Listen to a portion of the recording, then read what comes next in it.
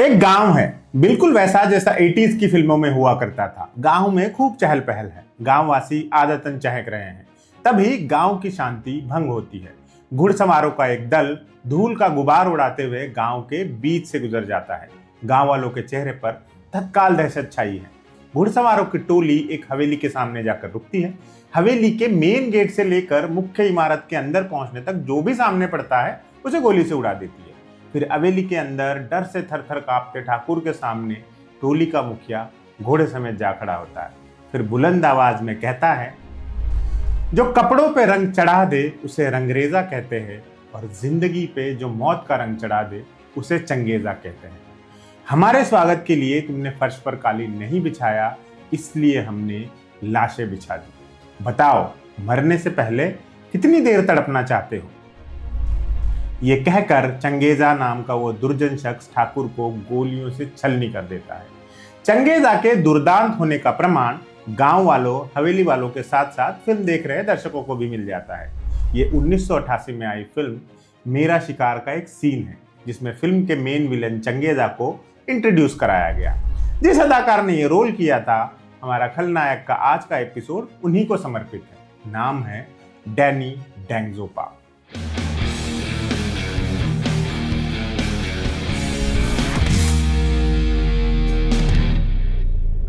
Danny का जन्म सिक्किम के युक्सम नामक कस्बे में हुआ 25 फरवरी 1948 को। उनका असली नाम है शेरिंग फिंटसो डेंगजोपा। वो डैनी कैसे हुआ, इसकी कहानी आगे बताएंगे। डैनी बौद्ध भिक्षुओं के परिवार से आते हैं। उनकी फैमिली की पिछली 14 पीढ़ियों में बुद्धिस्ट मॉन्क हुए हैं।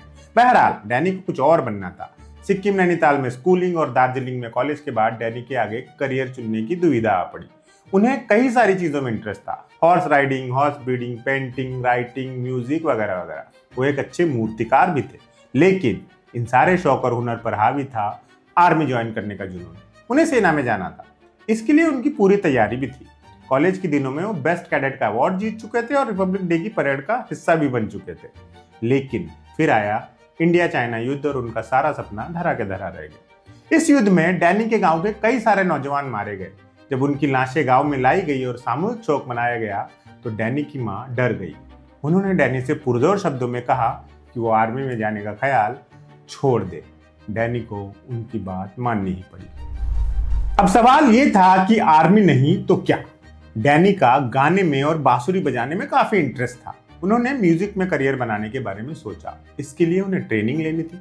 पता चला कि पुणे फिल्म इंस्टीट्यूट में एक्टिंग कोर्स के साथ म्यूजिक भी सिखाया जाता है।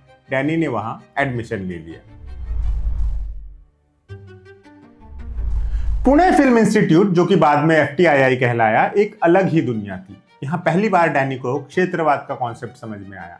पुणे में रिहाइश के दौरान लोग उन्हें चीनी व्यक्ति समझा करते थे। वजह थी उनकी छोटी आंखें, जो अमूमन नॉर्थ ईस्ट के लोगों की होती ही हैं।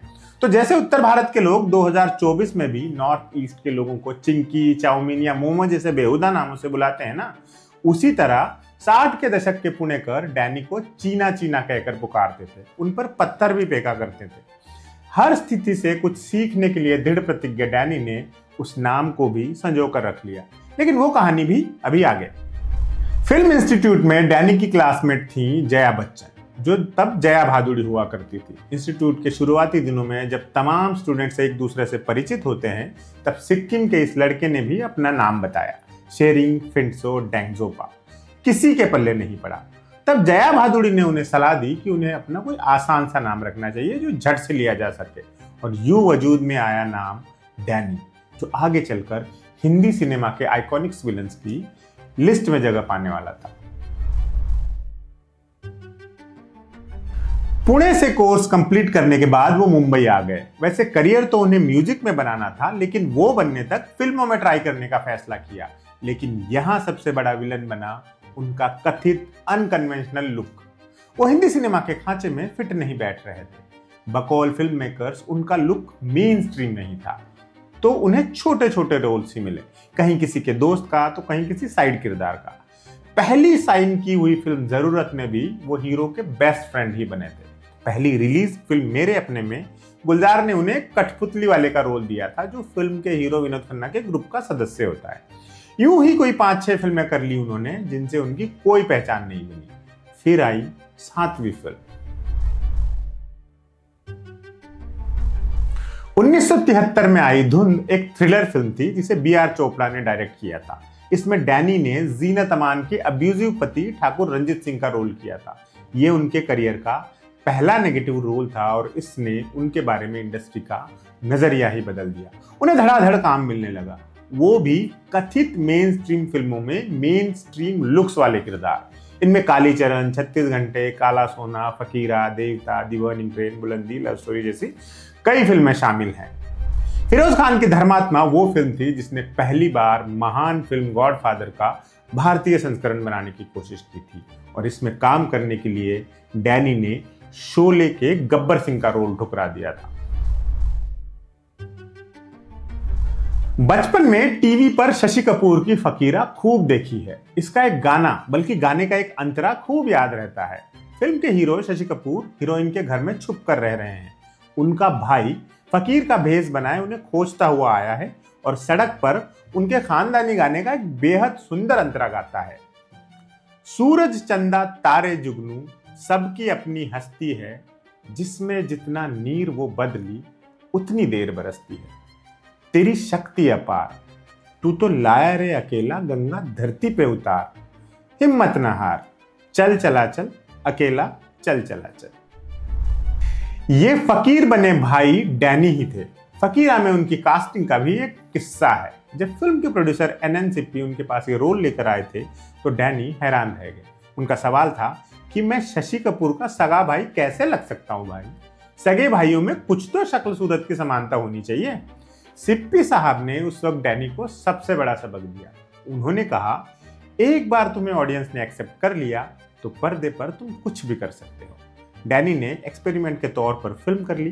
पिक्चर बहुत बड़ी हिट रही। उसके बाद डैनी को महसूस हुआ कि उन्हें दर्शकों ने अपना लिया है। जब दर्शक प्यार करने लगते हैं तो वो सारे फर्क भुला देते हैं। अब वो कैसा भी किरदार करने के लिए आजाद थे। अपनी बैचमेट के पति अमिताभ बच्चन के साथ डैनी ने लंबे अरसे तक कोई फिल्म नहीं की, लगभग 18 सालों तक। डैनी का करियर शुरू होने तक अमिताभ बहुत बड़े स्टार बन चुके थे। डैनी को लगता था कि अगर वो अमिताभ के अपोजिट काम करेंगे तो हर हाल में उन्हीं का नुकसान होगा।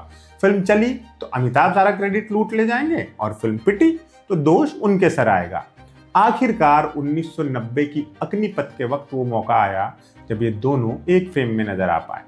अग्निपथ के जिक्र तक पहुंच ही गए हैं तो आपको वो चीना वाले ताने को तमगा बनाने की स्टोरी भी बता ही देते हैं। फिल्म में पहले डैनी का नाम सिर्फ कांचा होना था। डैनी को पुणे में मिला चीना नाम याद आ गया और उन्होंने इसे कांचा के आगे जुड़वाया। यूं जन्म हुआ हिंदी सिनेमा के एक कद्दावर विलेन कांचा चीना का, जिसने विजय दीनानाथ चौहान से उसका मांडवा छीन लिया था। डैनी ने 1980 में एक फिल्म भी डायरेक्ट की जिसमें राजेश खन्ना और उनकी उस वक्त की गर्लफ्रेंड किम लीड रोल में थे। फिर वही रात नाम की इस हॉरर थ्रिलर फिल्म में डैनी ने खुद भी काम किया था। फिल्म कामयाब तो रही थी, लेकिन इस फिल्म के बाद उन्होंने फिर कभी डायरेक्शन में हाथ नहीं आजमाया। बकौल उनके तमाम प्रोड्यूसर्स उनके पास फिर वही रात जैसी ही स्क्रिप्ट लेकर पहुंच रहे थे और वो खुद को दोहराना नहीं चाहते थे।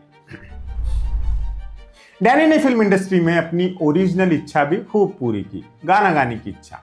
फिल्म ये गुलिस्ता हमारा में जॉनी वॉकर पर फिल्माया गया गाना मेरे पास आओ उन्होंने ही गाया है। इसके अलावा काला सोना के मशहूर गाने सुनो सुनो कसम से में भी उन्हीं की आवाज है। उन्होंने लता मंगेशकर, किशोर कुमार, मोहम्मद रफी, आशा भोसले जैसे दिग्गजों के साथ गाने गाए। हिंदी के अलावा नेपाली फिल्मों में भी गाया। उनका एक नेपाली एल्बम तो बहुत पॉपुलर हुआ था।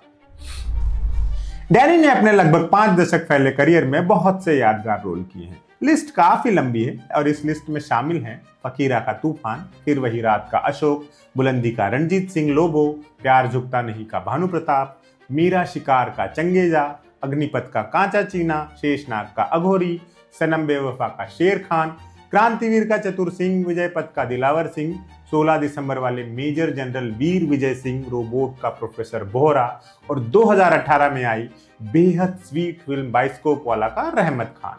इस आखिरी फिल्म को तो आपको पहली फुर्सत में देखना चाहिए, हॉटस्टार पर उपलब्ध है। उन्होंने हॉलीवुड की फिल्मों में भी काम किया, जैसे ब्रैड पिट की फिल्म 7 Years in Tibet। 2003 के बाद उन्होंने फिल्मों में काम करना काफी कम कर दिया। वो इंडस्ट्री की एक रास्ता से ऊब गए थे। पिछले कई वर्षों से वो अपना ज्यादातर वक्त सिक्किम में अपने गांव में बिताते हैं। वहां जंगल के बीच उनका अपना फार्म हाउस है जहां वो फल और सब्जियां उगाते हैं।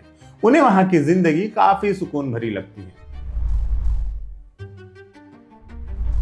डैनी डेंगजोपा की टॉप 3 फिल्में बताने से पहले आपको वो 3 फिल्में बता देते हैं जो खुद डैनी को बेहद पसंद है।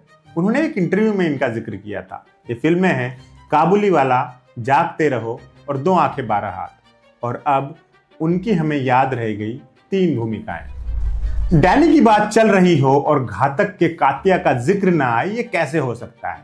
मुंबई के एक इलाके में दहशत का दूसरा नाम है कात्या। वो और उसके 6 भाई आतंक का तांडव किए रहते हैं।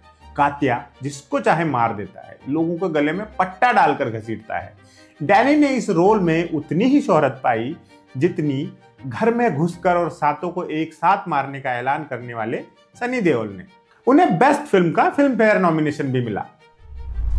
बख्तावर मुंबई बंदरगाह का बेताज बादशाह, जो फिल्म के हीरो टाइगर की तबाही का जिम्मेदार है, जिसे उसके ही गुर्गे धोखे से जेल भिजवा देते हैं। 1991 की हम फिल्म में डैनी का ये रोल डबल शेड वाला था। इसके लिए भी उन्हें बेस्ट विलेन का फिल्म फेयर नॉमिनेशन मिला। हम एक सुपरहिट फिल्म थी जिसमें डैनी ने अग्निपथ के बाद दूसरी बार अमिताभ के साथ काम किया था। बलवान सुनील शेट्टी की डेब्यू फिल्म। इसमें डैनी ने बेहद क्रूर गैंगस्टर भाईजी का रोल किया था, जो न सिर्फ मर्डर करवाता है बल्कि सोशल बॉयकॉट जैसे हथकंडे भी अपनाता है। इसमें उनका एक डायलॉग बहुत पॉपुलर हुआ था, आग, पानी और भाईजी के साथ नहीं खेलना। आग जलाता है, पानी डुबोता है और भाईजी तड़पाता है। डैनी डेंगजोपा पद्मश्री से सम्मानित किए गए अभिनेता है जिन्होंने हमारे सिनेमा को बहुत रिच किया। उनका शुक्रिया रहेगा। आज के एपिसोड में इतना ही, फिर जल्दी ही मुलाकात होगी। आप देखते रहिए एम बोले तो।